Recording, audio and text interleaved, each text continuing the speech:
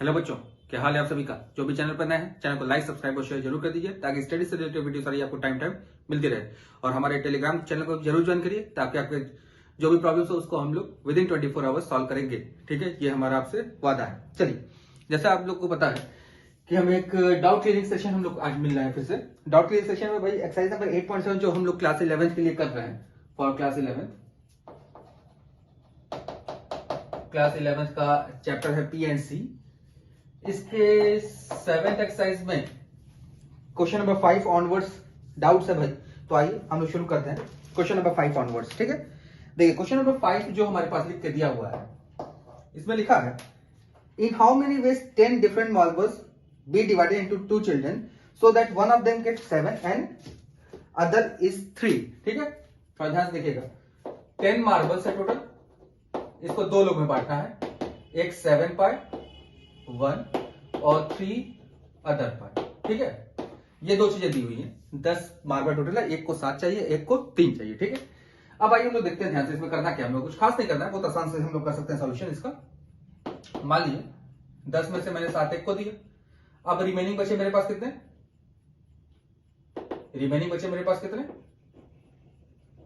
Remaining marbles बचे मेरे पास 3 और 3 में से कितने दे देना है, 3 दे देना है मुझे। तो पहले वाले को देने के लिए तरीके हो गए 10C7, दूसरे वाले देने के तरीके हो गए 3C3। ठीक है, अब अदर बोला है तो इसका मतलब हो सकता है कि मैं पहले वाले को पहले 3 को दे दूं, यानी कि 10C3 पहले दे दूं, फिर रिमेनिंग कितने बचेंगे मेरे पास।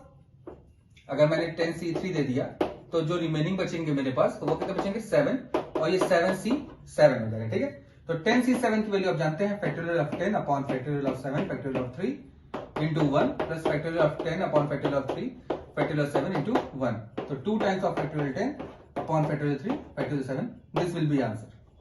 ठीक है, तो ये बस नॉर्मल बेसिक कॉन्सेप्ट जो उसी को लगाइए, जो इसमें फॉर्मूले दिए हैं उसको भी यूज कर सकते हैं, लेकिन बेसिक कॉन्सेप्ट से करेंगे तो आपके लिए ज्यादा बेहतर होगा, क्योंकि जो पढ़ा है उसको पॉलिश करना ज्यादा बेहतर होता है देन एक्स्ट्रा चीजें पढ़ने से। ठीक है, चलिए अब आते हैं क्वेश्चन नंबर 6 पे। क्वेश्चन नंबर 6 में देखिए क्या लिखा हुआ है। लिखा है in how many veg 24 different things, 24 different things, ये डिफरेंट थिंग्स है भाई। ठीक है, और इसको हमको बांटना है कितने में भाई, डिवाइड इनटू 4 हीप्स। देखिए भाई 4 हीप्स में डिवाइड करना है, इक्वली डिवाइड करेंगे तो यानी कि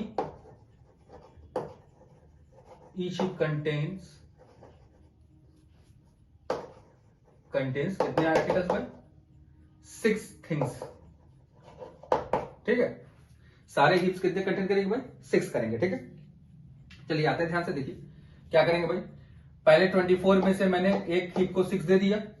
अब रिमेनिंग बचे मेरे पास 18 में से 6 दूसरे को दे दिया।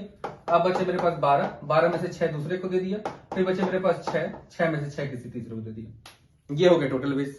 अब आप जान रहे हैं कि हीप्स में जब हम लोग डिवाइड करेंगे सारे हीप्स में आइडेंटिकल नंबर ऑफ क्या है, आइडेंटिकल नंबर ऑफ बॉल्स या थिंग्स हैं। ठीक है, तो जब भी हम लोग पढ़े थे परमुटेशन अंडर रिस्ट्रिक्शन में कि जब भी हम लोग के पास नंबर ऑफ आर्टिकल्स क्या होंगे, सेम होने लगते हैं, तो जितने भी हम लोग डिवाइड करते हैं उसी के फैक्टोरियल से नीचे क्या करते थे हम लोग, डिवाइड। तो यहाँ फैक्टोरियल ऑफ 4। देखिए भाई ये थोड़ा सा ट्रिक है, तो थोड़ा सा आपको समझना पड़ेगा इसके लिए। तो फैक्टोरियल 4 से हमने डिवाइड कर दिया। अब ये 1 बाई फैक्टोरियल ऑफ 4 हो गया, 24 factorial 6 factorial 18 factorial 18 factorial 6 factorial 12 factorial 12 factorial 6 factorial 6 1।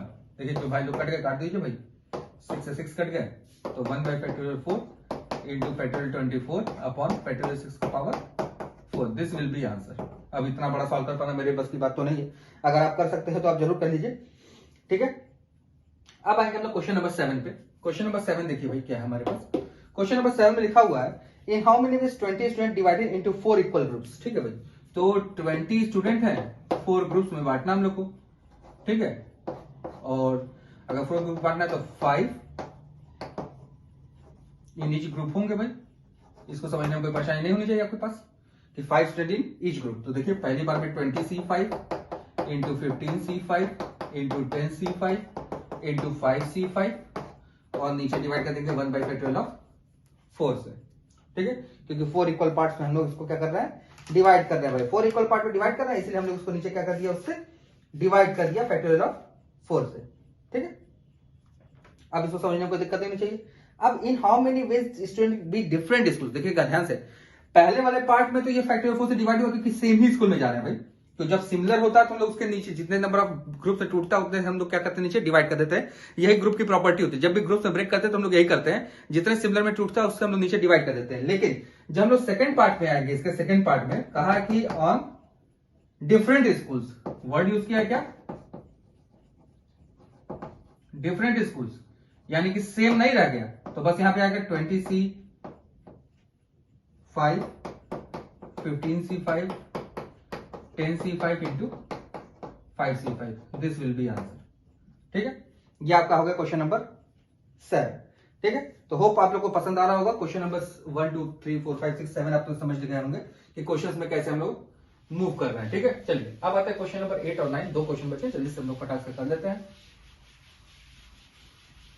चलिए भाई, अब आते हैं क्वेश्चन नंबर 8 पे। क्वेश्चन नंबर 8 पे देखिए लिखा हुआ है, in how many veg 52 cards divided equally among 4 players. अच्छा, अब यहां थोड़ा ध्यान से देखिएगा, फिर से 52 कार्ड्स हैं तो टोटल हम लोग को एक के पास कितने आएंगे, 13 आएंगे, तो 13 13 फिर 26C13 13C13, ये हो गया हमारे पास। ठीक है, अब इसमें कहेंगे 4 इक्वल पार्ट है तो इसमें फिर से 4 से डिवाइड किया जाए, लेकिन यहां पर नहीं होगा क्योंकि प्लेइंग कार्ड में जो 52 कार्ड्स है वो डिफरेंट है। ठीक है, और एक चीज और ध्यान रखिएगा, जब भी पर्सन्स में हम लोग डिवाइड करते हैं तो पर्सन्स में हम लोग नंबर ऑफ जो आइडेंटिकल थिंग्स होती हैं उससे डिवाइड नहीं करते, ग्रुप्स में हम लोग डिवाइड करते हैं जी। ठीक है, ये बात अपने दिमाग में बैठा रही, जब ग्रुप्स में डिवाइड होता है तभी हम लोग उसके नीचे जो जितने कॉमन ग्रुप में टूटता है उसके फैक्टोरियल से नीचे डिवाइड करते हैं, देखिए ग्रुप से। ठीक है, लेकिन अगर अमंग पर्सनल मतलब किसी पर्सन्स में जब डिवाइड होता है तो उसके फैक्टोरियल से नीचे डिवाइड नहीं किया जाता है। ठीक है, ये छोटा सा कॉन्सेप्ट अपने दिमाग बैठा रहेगा। अब 8 का सेकंड पार्ट आप कर सकते हैं ध्यान से। क्वेश्चन नंबर 9 पर हम लोग आते हैं।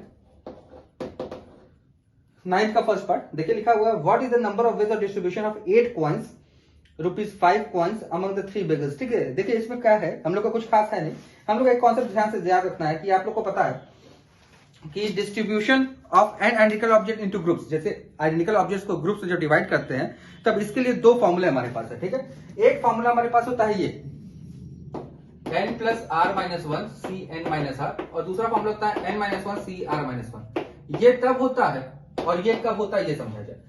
ये है यूनिवर्सल फॉर्मूला, ये है तब जब बोला हो नन ऑफ बॉक्स और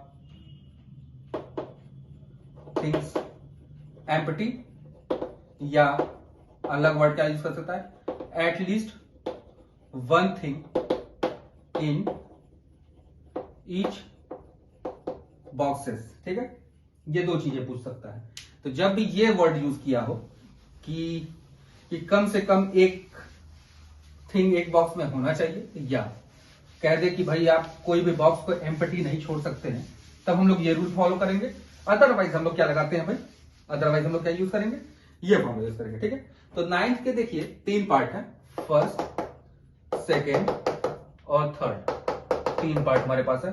तो पहले वाले में n की वैल्यू 8 दी हुई है, देखिए लिखा हुआ है कि 8 क्वाइंस है और 3 बेगर्स में बांटने हैं, तो n की value 3 equal to r equal to 8 दिया हुआ है।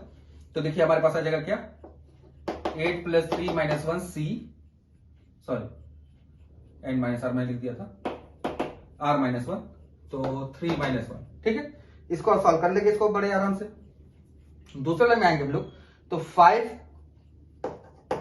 पर्सन्स में और 5 ही पर्सन दिए। ठीक है, देखिए लिखा हुआ है डिस्ट्रीब्यूटिंग 5 1 रुपीज कॉइन, यानी कि 5 कॉइन को 5 लोगों में बांटना है। ठीक है, तो आर भी 5 हो गया, तो फिर से वही 5 प्लस 5 माइनस 1 5 माइनस 1, ये पहला ये दूसरा। अब तीसरे पर आते हैं, लिखा what is the number of distribution 5 identical boxes into the 3 boxes.